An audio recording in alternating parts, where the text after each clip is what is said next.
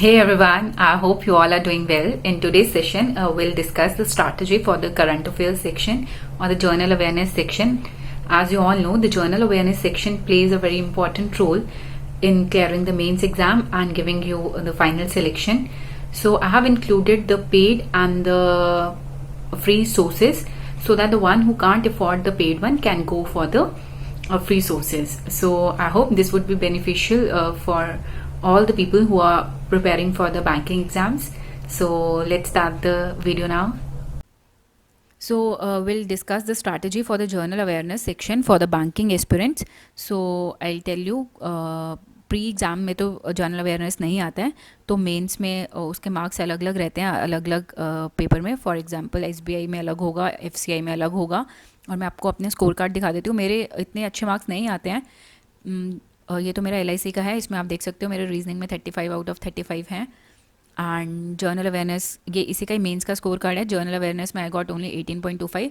As I am a working professional तो मेरे पास इतना टाइम नहीं होता चीज़ें रिवाइज़ करने का, क्योंकि जर्नल अवेयरनेस में क्या होता है कि आप जितना रिवाइज़ करो उतना ही अच्छा है. मैं तो सिर्फ मेट्रो में आते जाते वीडियोस देख लेती थी, तो मैं आपको बता देती हूँ आपको कौन सी वीडियोस फॉलो करनी है, क्योंकि मेरे जितने भी मार्क्स आए हैं उसके थ्रू ही आए हैं. मैंने कुछ एक्स्ट्रा नहीं पढ़ा होता जर्नल अवेयरनेस में.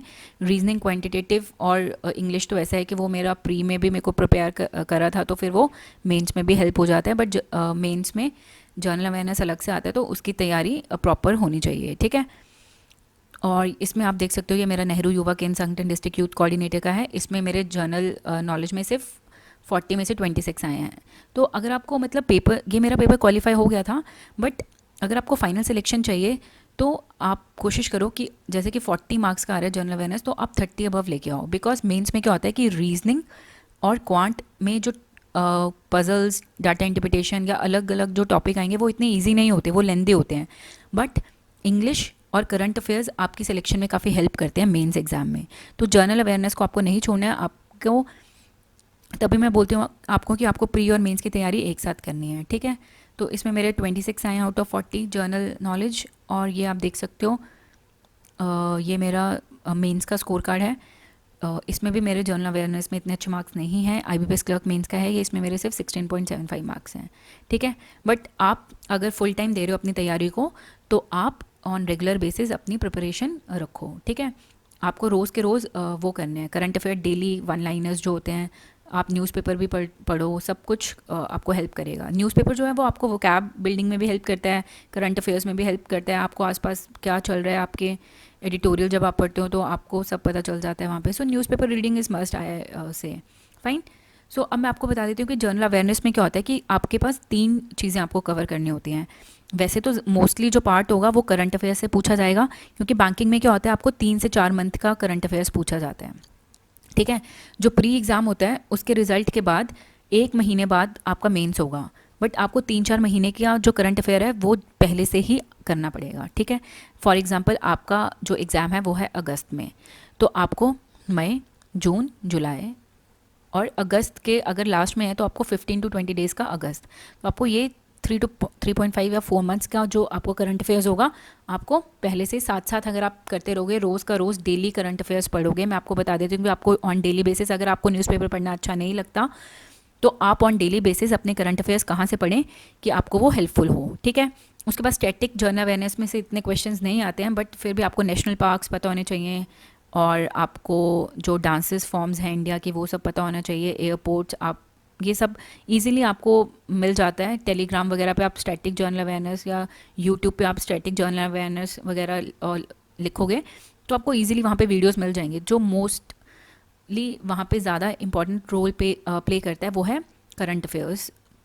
ठीक है. आपको 3 to 4 मंथ्स के करंट अफेयर्स करने हैं. और आपको पता है स्टैटिक भी आपको उसी में से पूछा जाएगा. इनमें से जैसे कि आपके कोई न्यूज़ में कोई नेशनल पार्क है, तो आपको वो नेशनल पार्क देख के उसकी लोकेशन पूछ ली जाएगी कि वो कहाँ पर है, या फिर आपको लोकेशन दी होगी, आपको बताना होगा कि वो नेशनल पार्क कौन सा वहाँ पे है.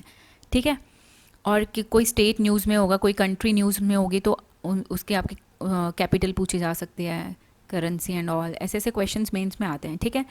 तो मतलब आपको करंट अफेयर्स पे ज़्यादा फोकस करना है. बाकी बैंकिंग एंड फाइनेंशियल अवेयरनेस को भी आप नहीं छोड़ोगे, आपको ये भी पढ़ना पड़ेगा. ठीक है. तो मैं आपको एक बार बुक्स बता देती हूँ. मैंने तो वैसे करंट अफेयर्स में मेरे पास इतना वो टाइम नहीं होता, एज आई टोल्ड यू कि I work in an IT company इन गुरुग्राम, तो मैं सिर्फ आते जाते मेट्रो में वीडियोस देख लेती थी करंट अफेयर्स की। बट अगर आप कर सकते हो तो आप ये, इसमें क्या है कि बैंकिंग भी है और स्टैटिक अवेयरनेस भी है। तो मैंने ये बुक नहीं पढ़ी है बट आप ये फॉलो कर सकते हो कि ये कोई भी पेड प्रमोशन नहीं है। आप, मेरे को जो बेस्ट सोर्सेज लगते हैं मैं आपको वो बता देती हूँ। तो आप इसमें देख सकते हो, आपको इसमें डिजिटल बैंकिंग भी है, स्टैटिक जीके भी है, और मेमोरी बेस्ड जो आईबीपीएस पीओ क्लर्क में पूछे गए हैं वो क्वेश्चंस भी हैं, ठीक है। और यहाँ पे बैंकिंग के कंसेप्ट्स, फाइनेंशियल बैंकिंग कंसेप्ट सब कुछ दिया हुआ है। तो अगर आप बैंकिंग में जॉब करना, क्योंकि जिस भी फील्ड में आप जॉब करना चाह रहे हो आपको उसके बारे में बेसिक नॉलेज होनी चाहिए, ठीक है। और ये बेसिक सी बुक है, ये मैंने भी पढ़ी है, ये आपको सारे एग्ज़ाम्स में क्वालिफाई कर सारे एग्ज़ाम्स में हेल्प करती है, ठीक है। पर इसमें आपको हिस्ट्री वगैरह, जोग्राफ़ी वगैरह देखने को भी मिलेगा, बट वो बैंकिंग एग्ज़ाम्स में नहीं आता। तो इसमें से आप डांस फॉर्म, नेशनल पार्क्स वगैरह वो सब देख सकते हो पार्ट, बट हिस्ट्री वगैरह आपको इसमें जो होगा वो आपको हेल्प नहीं करेगा, ठीक है। अगर जो बोथ लाइक कई स्टूडेंट्स होते हैं वो बैंकिंग और एसएससी दोनों के लिए प्रिपेयर कर सकते हैं, तो उनके पास तो ये बुक होती है, ठीक है। उसके बाद मैं अब आपको सोर्सेज बता देती हूँ। वैसे तो जो करंट अफेयर्स के सोर्सेज हैं वो मैंने जो फॉलो करे हैं वो ऑनलाइन सोर्सेज ही फॉलो करे हैं, मैंने कुछ ऑफलाइन, क्योंकि करंट अफेयर्स आपको डेली बेसिस पे पढ़ना है तो उसके लिए कोई पर्टिकुलर बुक नहीं आती, आपको ऑनलाइन सोर्सेज फॉलो करने ही पड़ेंगे। क्योंकि सब लोग मोस्टली लोग होते हैं कि उनको क्या होता है कि वो ऑफलाइन चीज़ें करने में प्रेफरेबल होते हैं, कई लोगों को ऑनलाइन पढ़ना अच्छा लगता है। तो मैंने तभी आपको जितनी भी स्ट्रैटेजी वीडियोस बताई हैं, रीजनिंग, इंग्लिश, क्वांट की और करंट अफेयर्स की, मैंने आपको दोनों सोर्सेज बताए हैं, ऑफलाइन सोर्सेज भी और ऑनलाइन सोर्सेज भी, ठीक है।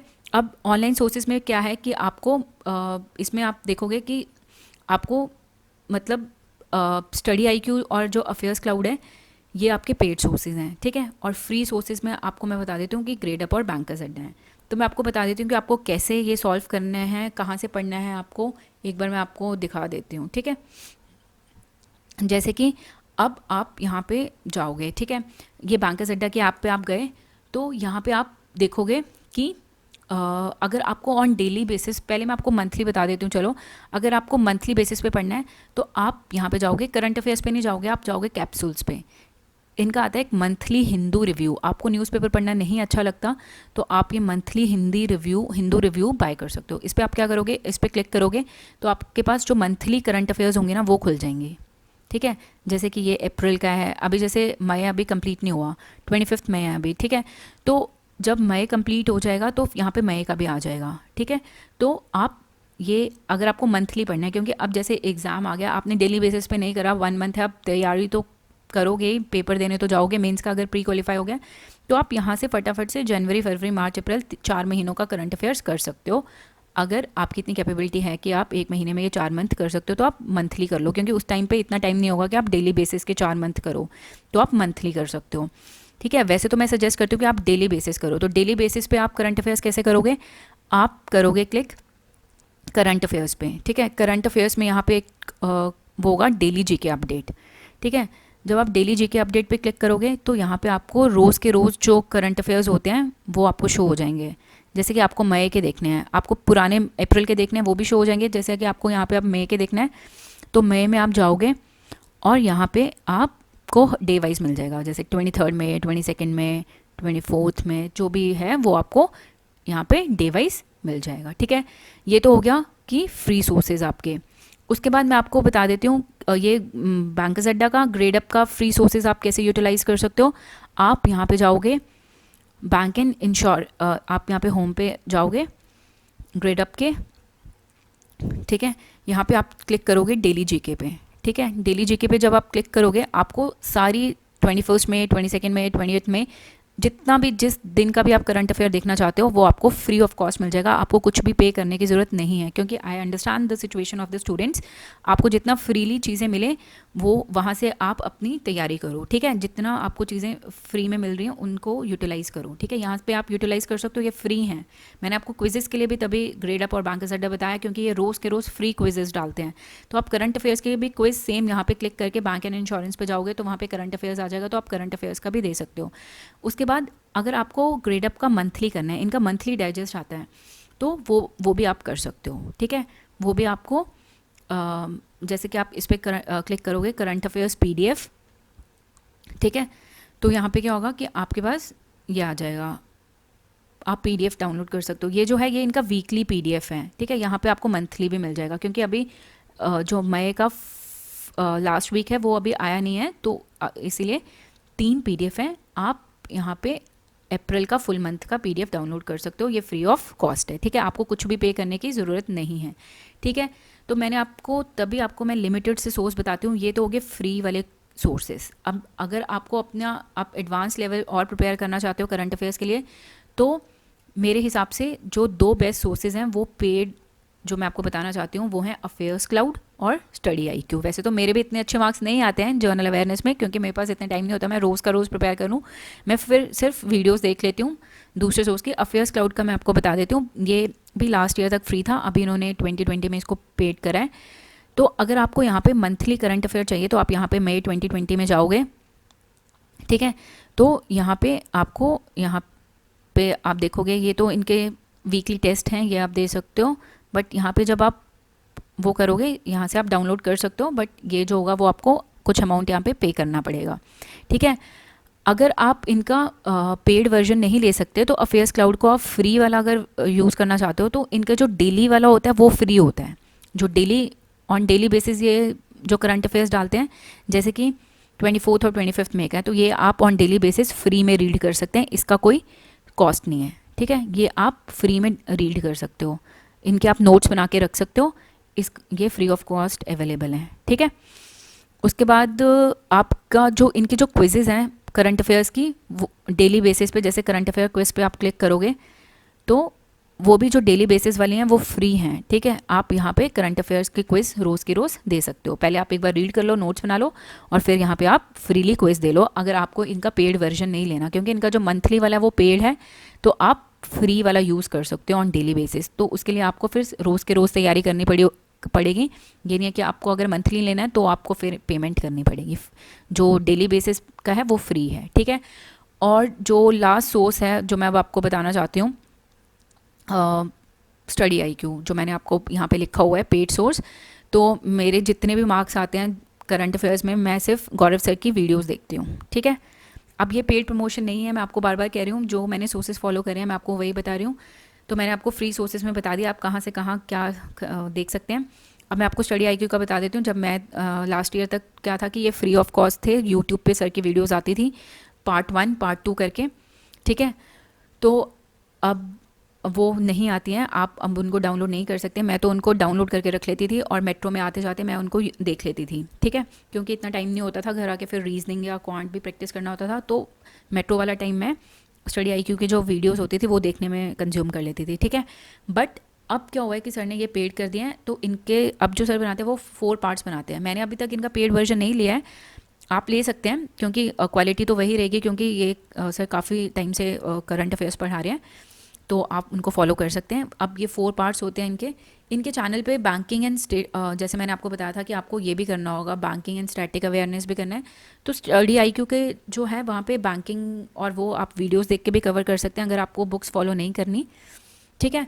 तो आप ये वाला फॉलो कर सकते हो, ये वाले 4 पार्ट्स आते हैं, क्योंकि यहाँ पे जो होता है मोस्टली जो क्वेश्चंस आएंगे आपको देखने को मिलेंगे वो इन वीडियोस के ही होंगे, ठीक है। बाकी अफेयर्स क्लाउड भी अच्छा है, इनका फ्री वाला मैंने आपको बता दिया कि फ्री कैसे यूज़ कर सकते हो डेली बेसिस पे। तो आप फ्री वाला पढ़ भी सकते हो, क्विज भी दे सकते हो, बट अगर आपको मंथली चाहिए तो आपको फिर वहाँ पे कुछ अमाउंट पे करना पड़ेगा, ठीक है। तो मेरे अकॉर्डिंग जो बेस्ट सोर्स है पेड में से वो स्टडी IQ है। फ्री तो आप इन दोनों में से कोई भी यूज़ कर लो, बट स्टडी IQ कि आप वीडियोस देखें तो ज़्यादा अच्छा है, क्योंकि मोस्टली वो जो सर हैं वो वहाँ पे जो उस क्वेश्चन से रिलेटेड 1-2 चीज़ें और भी हुई होती हैं वो भी इंक्लूड करते हैं, तो आपको वो भी याद रह जाता है, ठीक है। So I wish you all the very best, I hope you clear all the exams, so thank you. Thank you everyone for watching this video. I wish you all the very best for your upcoming exams and I hope you all get success in your exams. Thank you.